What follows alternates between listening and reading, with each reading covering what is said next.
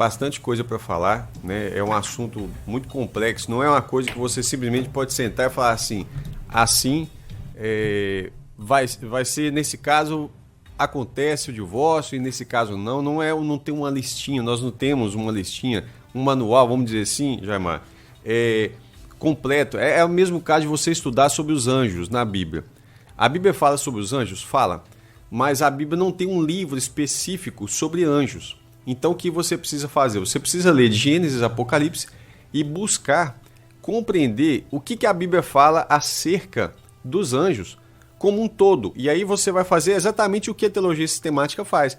Ela vai juntar as informações e aí sim você vai ter um esboço ali, né? Uma ideia geral do que Deus fala acerca dos anjos. A mesma coisa acontece no caso do matrimônio, né? No caso do divórcio, e aí vai. Mas não tem como a gente chegar já no finalmente sem a pessoa conhecer o que a lei de Deus fala acerca disso. Então, nós já havíamos falado sobre o primeiro ponto. O primeiro ponto que nós tocamos foi Malaquias 2, versos 13 a 16, que Deus odeia o divórcio, certo? Depois nós falamos sobre o leito sem mácula, sem mancha. O que é um leito sem mácula? Uma cama onde o casal dorme, né? O leito é isso. Então, o leito sem mácula é um leito sem mancha, onde o ideal de Deus é que os cristãos ensinem os seus filhos a chegarem até o casamento limpos, puros, de mente, de coração e de corpo. Ou seja, que eles não venham só preservar-se depois do casamento, mas também antes do casamento, para que esse leito seja totalmente sem mácula, que os dois venham chegar virgens ao matrimônio. Esse é o ideal de Deus.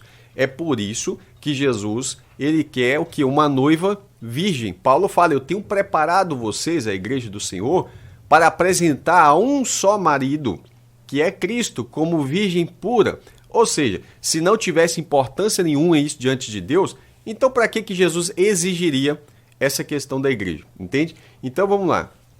Depois nós falamos sobre a aplicação da lei, né, no Novo Testamento. Nós lemos então o texto de Romanos 15, verso 4, onde Paulo diz que tudo que foi escrito no passado foi escrito para o nosso ensino.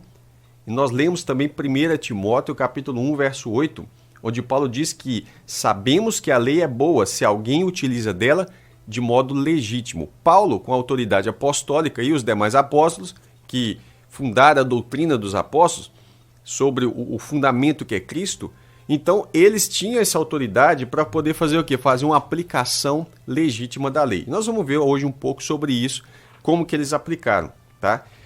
Também nós falamos sobre a lei do adultério, não adulterarás, né, que está lá em Êxodo 20, verso 14, Deuteronômio 5, 18. E aí Paulo usa isso, ou seja, ele está fazendo o uso legítimo da lei em Romanos 13, versos 8 ao 10, onde ele vai falar que quem ama o próximo cumpriu a lei. Aí ele vai começar por não adulterarás, não matarás, não furtarás e tudo. E ele vai falar, se há algum outro mandamento, não cobiçarás, né? Tudo nessa palavra se resume. Amarás o teu próximo como a ti mesmo. O amor não pratica o mal contra o próximo, de modo que o cumprimento da lei é o amor. Por que Paulo está falando da lei? Porque ele está fazendo a aplicação da lei de modo legítimo, como ele mesmo testifica em 1 Timóteo 1,8. Então nós vamos chegar aqui num trecho que é importante, como é que funcionava a questão, como é que se tratava o adultério na época. Nós vamos pegar a primeira aliança, o Antigo Testamento, e aí a questão é a pena de morte. Então se houvesse um adultério, a aplicação da lei seria morte. Automaticamente, quando os adúlteros morriam, os outros que eram casados, né, que foram a parte traída, ficariam livres para o casamento. Então, isso aí é bem óbvio, né? Então, quer dizer, se o marido traiu a esposa com outra mulher, ele morreria ele e aquela outra mulher. A sua esposa, evidentemente, ficou viúva, está livre para o casamento, né? Agora, e aí eu posso falar mais para frente, Jaimar, sobre um caso específico que nem todo caso da viúva poderia casar de novo, né? Acho que eu até cheguei a comentar isso com você. Levítico 20, verso 10 diz, se um homem adulterar com a mulher do seu próximo, será morto o adúltero e a adúltera. Ponto final. Então, caso resolvido. Deuteronômio 22, 22 diz também, se um homem for encontrado deitado com uma mulher que tem marido, ambos devem ser mortos, o homem que se deitou com a mulher e a mulher. Assim vocês eliminarão o mal de Israel. Observe que a igreja não vai aplicar a pena de morte.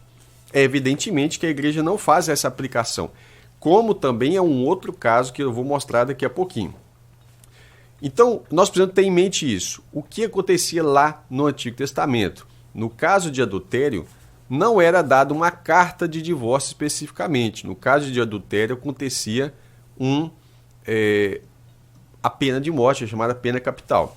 Agora, vamos lá. Levítico capítulo 20, do verso 10 ao 21, eu não vou ler, eu vou só explicar. Ele fala, se o homem adulterar com a mulher do seu próximo, ele será morto. Se ele tiver relações com a mulher do seu pai, como acontece o caso na igreja de Corinto, no capítulo 5, um rapaz teve relação com a mulher do seu pai, provavelmente a sua madrasta, né? E aí, o que acontece? Tanto ele como a mulher serão mortos. Paulo não aplica essa lei aqui lá. Se Paulo fosse pegar, por exemplo, a referência da lei, aquele rapaz e aquela mulher deveriam ser mortos. Automaticamente, o pai desse rapaz, por estar viúvo, estaria liberado para um novo casamento. Outra lei que fala aqui é se alguém tiver relações com a nora, ambos serão mortos. Se tiver relação com outro homem, como se fosse mulher, ambos praticaram coisa abominável, serão mortos. Se o homem tiver relação com a mulher da mãe dela, com a mulher e com a mãe dela, aliás, né? Com a mulher e com a mãe dela, é algo vergonhoso, seriam mortos também. Se tiver relação com o animal, tanto homem como mulher ter relação com o animal, né? Também o seu sangue cairá sobre eles. Se um homem casar com a sua irmã, filha do seu pai ou da sua mãe, lembrando que isso aplica a partir do momento que a lei é sancionada, então eles também seriam eliminados da presença dos filhos do seu povo. E aí vai falar, se ele deitar com a mulher no período da menstruação, olha aí, ambos serão eliminados do meio do seu povo. Se ele tiver relações com a irmã da sua mãe ou irmã do seu pai, seria com a sua tia imediata, levarão sua iniquidade. Se deitar com a sua tia, a mulher do seu tio, né, levarão o pecado sobre si, morrerão sem filhos. Se o homem tomar a mulher do seu irmão, isso é impureza, ambos ficarão sem filhos. Então, nesse caso aqui, tomar a mulher do irmão é enquanto esse irmão está vivo, porque quando o irmão morria, existia uma lei lá chamada levirato. E na lei do levirato, para que essa mulher não ficasse desamparada, lembrando que a gente não tinha os programas sociais que a gente tem hoje, né? Vamos dizer assim, não tinha ali fundo de garantia, não tinha pensão, não tinha nada disso. Então, se uma mulher casada, o marido dela morresse numa guerra, por exemplo, que era muito comum haver guerra, então o marido morreu. Ela está lá com 1, 2, 3, 4 filhos, elas costumavam ter muitos filhos, isso fazia parte até do propósito de crescimento da nação e fortalecimento do exército de Israel. Se o marido morresse, que ele que provia, que ia lá fazer caçar, né, caçar, plantar e fazer todo o serviço duro, se ele morresse, ela ficaria passando dificuldades. Então, como que Deus providenciou? Então, quando o marido morresse, o irmão, né, o irmão dele imediato, deveria assumir ela como esposa. Nesse caso, o primeiro filho que eles tivessem ficaria em nome do irmão que faleceu. Isso é o que vai acontecer, por exemplo, no caso do resgate de Ruth, né? Que o marido de Ruth morre e aí você vai ver que precisa de um resgatador e um deles vai ser, na verdade, quem vai assumir essa responsabilidade de parente aí vai ser Boaz. E aí isso entra na genealogia de Cristo também. Isso é uma lei protetiva para a mulher, tá? Vamos lá. Mas aí nós entramos agora numa outra questão da lei que é importante para nós sabermos, porque talvez você deve estar lembrando daquela mulher que foi apanhada em adultério lá, né, quando levaram ela diante de Jesus. Vamos lá. Essa lei ela é aplicada no Antigo Testamento e ela é aplicada de modo legítimo até hoje. Por quê? Porque ela entra como o uso legítimo da lei. Não foi os apóstolos que introduziram, foi Jesus. E é a lei que das 2 ou 3 testemunhas. Deuteronômio 17, do verso 6 ao 7, diz: por depoimento de 2 ou 3 testemunhas, será morto o que houver de morrer. Por depoimento de uma só testemunha, não morrerá. A mão das testemunhas, olha que detalhe, a mão das testemunhas será a primeira contra ele, para matá-lo, e depois a mão de todo o povo. Assim eliminarão o mal do meio de vocês. Então guarde isso. quando havia um depoimento de 2 ou 3 testemunhas, por uma situação em que a pessoa foi pega, por exemplo, um ato de adultério, era um caso desse. Se tivesse 2 testemunhas ou 3, no mínimo 2, aí as testemunhas seriam as primeiras a atirar a primeira pedra, que Jesus fala lá. E depois a mão de todo o povo. Mas por depoimento de uma testemunha só, ninguém poderia ser morto. Então precisava, Jaimar, olha como que Deus é criterioso, precisava ter 2 ou 3 testemunhos. Ainda que o fato fosse verdade, você não poderia confiar no testemunho de uma pessoa só, porque poderia ser apenas uma implicância de alguém e essa implicância poderia levar injustamente à morte. Então qualquer pessoa poderia virar e falar para os anciãos e falar, olha, fulano de tal cometeu adultério, mas tem mais alguém que viu? Não, não tem. Então quer dizer, segundo a lei, não era válido a aplicação da pena de morte nesse caso. Deuteronômio 19, verso 15, diz assim, uma só testemunha não poderá se levantar contra alguém por qualquer iniquidade ou por qualquer pecado, seja qual for que cometer. Então, aqui Deus deixa bem claro que uma só testemunha não tinha valor para a acusação. Pelo depoimento de 2 ou 3 testemunhas, se estabelecerá o fato. Então, isso aqui é muito importante a gente ter isso em mente. Pode parecer que não tem nada a ver com o assunto, mas isso está totalmente relacionado. Porque quando Paulo fala em Romanos 7, que nós vamos ver daqui a pouco, ele fala assim, eu falo aos que conhecem a lei. Então, como que nós cristãos vamos debater esse assunto? Se Paulo está falando, olha, eu estou conversando com vocês, mas vocês conhecem a lei de Deus, vocês sabem do que eu estou falando, vocês conhecem toda a trajetória de como que Deus tem trabalhado isso ao longo do tempo. Agora ele vai falar assim, em Números 35, verso 30. Todo aquele que matar uma pessoa será morto conforme o depoimento das testemunhas, mas uma só testemunha não deporá contra alguém para que morra. Então, você vê novamente isso. Como que Jesus aplica isso aqui em Mateus 18, 15 e 18? Até o 18, né? Mateus 18, do verso 15 ao 18.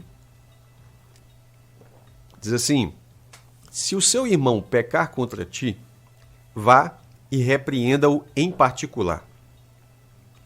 Se ele ouvir, você ganhou o seu irmão. Mas se não ouvir, leve ainda com você 1 ou 2 pessoas. Quer dizer, você mais 1 dá 2. Você mais 2 dá 3. Jesus está aplicando aqui e ele explica para que, pelo depoimento de 2 ou 3 testemunhas, toda a questão seja decidida. Se ele recusar ouvir essas pessoas, exponha o assunto à igreja. Isso significa que 2 ou 3 pessoas reunidas não é a igreja. Tanto é que ele fala, se não ouvir as 2 ou 3 pessoas, então leva o caso para a igreja. E se ele recusar, ouvir também a igreja, considere o gentil e publicano, é uma pessoa que já não está mais debaixo da lei de Deus. Em verdade vos digo que tudo que ligar na terra será ligado no céu, e tudo que desligar na terra será desligado no céu. Essa é a aplicação que Jesus faz. Os apóstolos, cientes disso, eles vão fazer a mesma aplicação. Vou dar um exemplo aqui, 2 Coríntios 13, 1. Essa é a terceira vez que vou visitá-los. Por boca de 2 ou 3 testemunhas, toda questão será decidida. Paulo também fala em 1 Timóteo 5,19. Não aceite denúncia contra presbítero, a não ser exclusivamente sob o depoimento de 2 ou 3 testemunhas. E Hebreus 10, 28. Quem tiver rejeitado a lei de Moisés, morre sem misericórdia pelo depoimento de 2 ou 3 testemunhas. Ou seja, uma só testemunha não valia.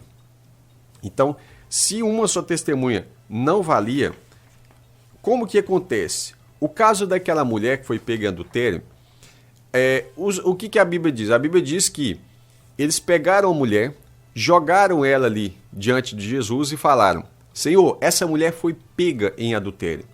Primeiro passo, primeiro ponto aí a ser questionado. Ela foi pega sozinha? Cadê o homem? Não apresentaram o homem. O que a lei diz? A lei, para ser aplicada corretamente, ela diz que morreria o homem e a mulher, não só a mulher. Então aqui já tem um erro. Eles jogaram ela ali para provar Jesus. Eles queriam acusar ele de aplicar a lei de forma ilegítima, ilegal. Então, Jesus, ciente disso, ele vai abaixar, vai escrever com o dedo na terra, né? E aí ele vai falar o seguinte, olha, quem estiver sem pecado, não é aquele que não tem pecado, porque João, 1 João vai dizer que aquele que diz que não tem pecado, ele é mentiroso. Então Jesus não fala isso, ele fala assim, aquele que estiver sem pecado. Por que Jesus fala isso? Porque eles tinham consciência que eles estavam pecando quando eles estavam aplicando a lei de forma errada. Eles levaram apenas a mulher. E aí Jesus fala, quem estiver sem pecado, atira a primeira pedra. Então o que eles fizeram? Eles não poderiam atirar a primeira pedra, porque a Bíblia diz que a mão das testemunhas seria a primeira contra as vítimas, né? Só que tem um detalhe, a mão das testemunhas não poderiam, diante de Deus, apedrejar apenas a mulher, tinha que ser os dois. Então eles tinham armado aquela situação para pegar Jesus. Então Jesus ali, aquela mulher não foi salva pela graça como muita gente acha, pelo contrário, ali foi uma aplicação legítima da lei. É ali que Jesus mostra que ele realmente é um mestre. E aí ele vai, isso mostrando para os mestres da lei. E aí ele vai e diz, aquele que estiver sem pecado, atire a primeira pedra, por quê? Vocês são testemunhas, então vai lá, comece a apedrejá-la, porque depois a mão de todo o povo virá contra eles. Mas cadê o homem?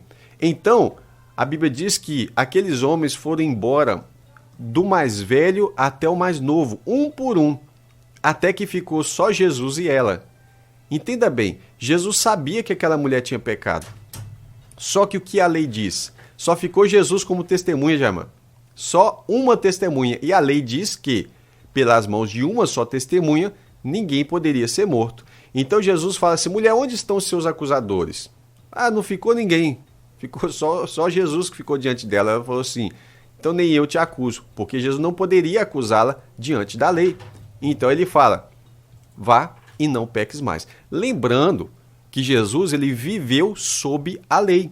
Jesus ele estava, todo o seu período de vida, ele andava conforme a lei. Muita gente não sabe disso. A nova aliança, ela só vai ser estabelecida no sangue de Jesus quando ele derrama o seu sangue na cruz do Calvário. É isso que ele deixa claro para nós quando ele institui a ceia. Isso é o meu corpo e esse meu sangue, que é dado por vós. E é dado onde? Na cruz. A partir da cruz, nós temos aquele período de transição entre as duas alianças, e aí você tem, então, a antiga aliança que ela está desvanecendo, ela chega a ser encerrada, velha, né, porque está próximo de se acabar, e a instituição de uma nova aliança pelo sangue de Cristo. Então, isso é importante a gente entender. O procedimento, então, no Novo Testamento, ele vai mudar. Por exemplo, você vai ver que, no caso daquele jovem de 1 Coríntios, que teve relação com a mulher de seu pai, né? De certo modo foi adultério da parte da mulher, não foi? O jovem ele era solteiro, ele foi uma fornicação. Mas a mulher, que era a mulher do seu pai, ou seja, a sua madrasta, ela traiu o marido. Então ali é uma fornicação. Se fosse na lei, morreriam os dois. Mas como nós estamos tratando aqui do Novo Testamento, do conjunto de como que a igreja vai tratar essa situação, ao invés de morrer, Paulo fala assim, olha, ele precisa ser excluído. No caso, ele é excluído. E Paulo deixa isso bem claro. Eu sei que muitas igrejas hoje acham uma abominação, né? Que a pessoa seja retirada do meio da congregação. Ora, se não há arrependimento, Paulo fala, olha, um pouco de fermento, ele vai levedar toda a massa. Se vocês não tratarem esse problema aí, isso aí vai dominar o coração de vocês, vocês vão acostumar com o pecado, vão protegê-lo, né? Porque ele é filho de fulano, porque ele é queridinho, e por causa disso, e daqui a pouco vocês estão com pecadinhos de estimação e já se desviaram do Senhor. Então, retira do meio de vocês esse iníquo. E ele faz isso. Depois, mais à frente, a gente percebe que há uma possibilidade do rapaz que Paulo está citando em 2 Coríntios ser esse que se arrependeu, e Paulo oferece então o perdão, né? Junto com os irmãos da igreja, o perdão para ele. Por quê? Quando há um arrependimento genuíno e fruto de arrependimento, nós temos que entender que deve haver o perdão. E aí entra um ponto importante acerca do adultério. Por quê? Porque o primeiro recurso que muitas pessoas têm é, fulano me traiu, então eu tenho que abandonar. Opa, peraí. A primeira coisa que nós precisamos ter no coração é entender como é que está o coração do outro. Ele se arrependeu? Sim. Então, pela palavra de Deus, nós temos dever de perdoar. Às vezes a pessoa pode falar, mas aí é complicado, porque nós estamos com a mentalidade tão mundana, tão acostumados com as coisas do mundo, né? Como que o mundo reagiria no caso de um adultério? Né? Como que o mundo reagiria? Ah, eu não suporto. Muitos casos, você observa, Jamar, que pessoas não crentes acabam conseguindo se comportar melhor do que os crentes. Né? Porque o crente parece que ele está ansioso muitas vezes para que aconteça um adultério, para ele ter uma desculpa, para se livrar daquele cônjuge, né? Ao invés dele cuidar do seu casamento. Então, primeiro princípio, cuide do seu casamento. Cuide do seu casamento, da sua esposa, do seu marido, da sua família como um todo, porque diante de Deus você não vai ter desculpas. Entende? Aqui nós vamos continuar, agora sim, Romanos capítulo 7, do verso 1 ao 3. Paulo diz: ou vocês não sabem, irmãos, pois falo aos que conhecem a lei. É por isso que eu trabalhei toda a questão da lei até aqui.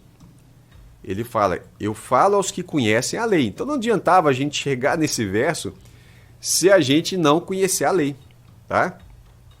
Que a lei tem domínio sobre uma pessoa apenas quando ela está viva. Vocês não sabem disso? Por exemplo, uma mulher casada está ligada pela lei ao seu marido, enquanto ele vive. Mas se o marido morrer, ela ficará livre da lei conjugal, de modo que será considerada adúltera se enquanto o marido estiver vivo, ela se unir a outro homem. Mas se o marido morrer, ela então estará livre e não será adúltera se casar com outro homem. Eu havia mostrado já mais sobre isso, um caso de uma viúva que não poderia se casar. Que é o quê? Você vai encontrar isso quando Paulo está trabalhando a questão dos presbíteros. Deixa eu achar esse texto aqui. 1 Timóteo 5. 1 Timóteo 5. Onde ele vai trabalhar um caso de uma viúva. E ele fala assim, olha, sobre escrever essa viúva, né? Verso 3. Honra as viúvas, verdadeiramente viúvas. Interessante que essa palavra honrar aqui, Jamar, é a mesma palavra que fala que o obreiro é digno, o presbítero que dirige bem, ele é digno de duplicada honra. Lá no presbítero, todas as igrejas compreendem que está relacionado com o quê? Com ele ser sustentado. Só que o caso da viúva aqui é o mesmo caso. Ele fala, honra as viúvas, verdadeiramente viúvas, ou seja, que a igreja deveria sustentar aquelas viúvas que são totalmente abandonadas, que não têm filhos, que evidentemente não tem marido mais, né? Então era dever da igreja cuidar dessa viúva, verdadeiramente viúva. Aí ele vai explicar, mas se alguma viúva tem filhos ou netos, que aprendam a exercer primeiro a piedade para com a própria casa e recompensar os seus progenitores, pois isso é agradável a Deus. Aquela, porém, aquela viúva, que é verdadeiramente viúva, e não tem amparo, não tem família, né? Espera em Deus e persevera em súplicas e orações noite e dia. Um exemplo desse tipo de viúva é aquela Ana que ficava no templo em rogos e orações dia e noite, aguardando o Redentor, que é o Messias, né? Lá no nascimento de Cristo. E ele diz, então qual é o dever dessa viúva? Aquela que é viúva, verdadeiramente viúva, não tem amparo, ela espera em Deus e persevera em súplica e orações noite e dia. Ela passa a fazer um papel agora de intercessora daquela igreja. Ela vai ficar orando e aí, evidentemente, orações e súplicas. Entretanto, a viúva, né, que se entrega aos prazeres, mesmo viva, está morta. Prescreve, pois, essas coisas para que sejam irrepreensíveis. Ora, se alguém não tem cuidado dos seus, especialmente dos da própria família, tem negado a fé e é pior do que o descrente. Paulo está falando o seguinte, ó, se a viúva tem família, né, que a família cuide dela. Para quê? Para não ser pesado a igreja. Ele vai explicar isso.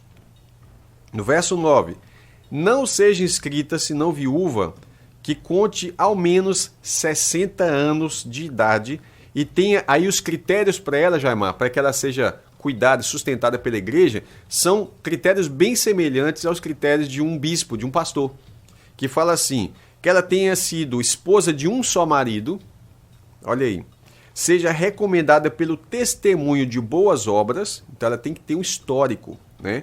Tenha criado filhos, exercitado hospitalidade, lavado os pés aos santos, socorrido os atribulados, e se viveu na prática zelosa de toda boa obra. Mas rejeita a viúva mais nova, as mais novas, porque quando se tornam levianas contra Cristo, querem casar-se. Ou seja, nesse caso, quando ela era admitida para ser, então, cuidada pela igreja, ela está compreendendo que ela está dedicando a sua vida exclusivamente a Cristo. Então, se ela casasse, ela estaria sendo leviana contra Cristo e negando a fé. Aí ele vai falar, olha, no verso 11, rejeita as viúvas mais novas, porque quando se tornam levianas contra Cristo, querem casar-se, tornando-se condenáveis por anularem o seu primeiro compromisso. Olha que interessante. Então, se eu perguntasse assim de modo geral, a viúva pode casar? Todo mundo diria sim. Mas por quê? Porque nós não estamos analisando as exceções da lei. Aqui você tem um exemplo de exceção. Então, toda viúva pode se casar, exceto, ou seja, a não ser nesse caso. Nesse caso, ela não poderia se casar. Além do mais, aprendem também a viver ociosas, né, à toa, andando de casa em casa, e não somente ociosas, mas tagarelas, intrigantes, falando que não convém. Paulo está falando o seguinte, o problema das viúvas mais novas é que elas não compreendem, não assumem a responsabilidade que está sobre elas, que é uma responsabilidade ministerial, de fato, e elas fazem o quê? Já que a igreja está sustentando, né, ela não tem filho já, mano. Ela não tem marido, ela não tem casa para ficar cuidando o tempo todo, porque é só ela sozinha. Então, o que ela faria, as mais novas? Ficavam ociosas, à toa. Já que a igreja está me bancando, eu vou sair de casa em casa, e começava a ficar, né, fazendo fofoca, enfim, né? Agora ele fala, verso 14, quero, pois, que as viúvas mais novas, ao invés de ser cuidada pela igreja, ele fala, se casem, criem filhos, sejam boas donas de casa. Olha que critério interessante, donas de casa. E a Bíblia vai falar sobre isso em Tito também, Paulo vai falar sobre esse critério que hoje está abandonado, né?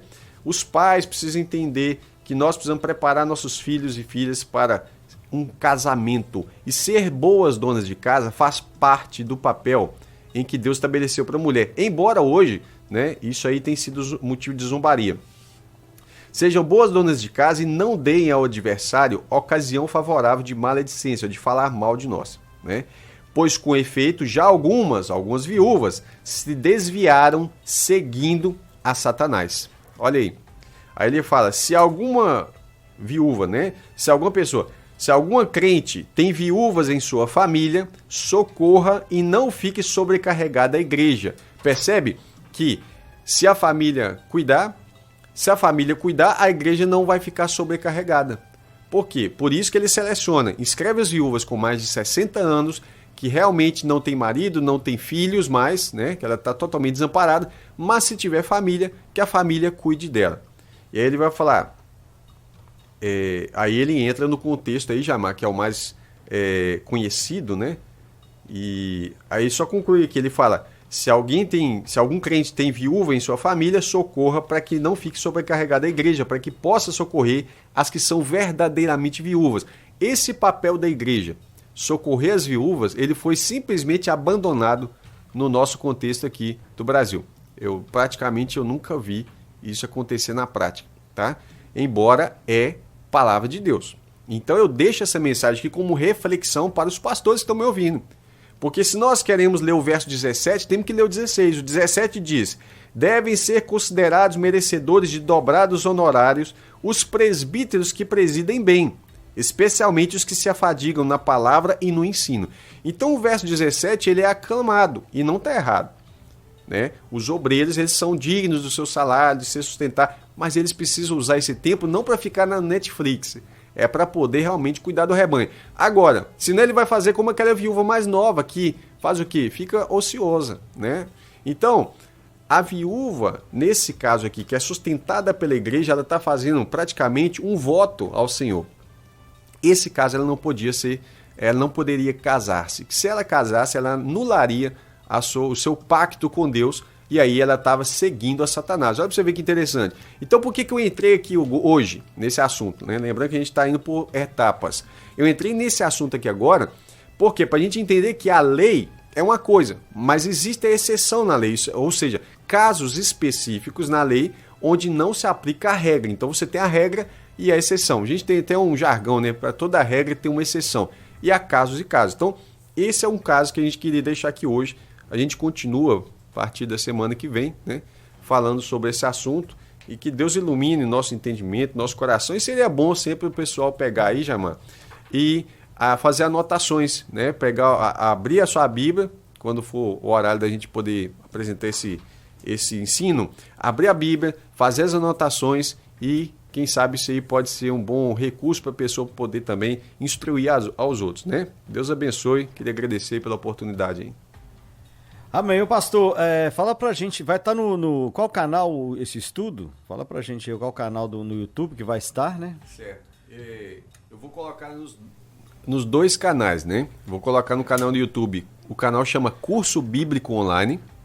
Curso Bíblico Online, seria bom até convidar o pessoal, né, Jaimar? Para conhecer, né, o canal Curso Bíblico Online. É literalmente um curso bíblico mesmo.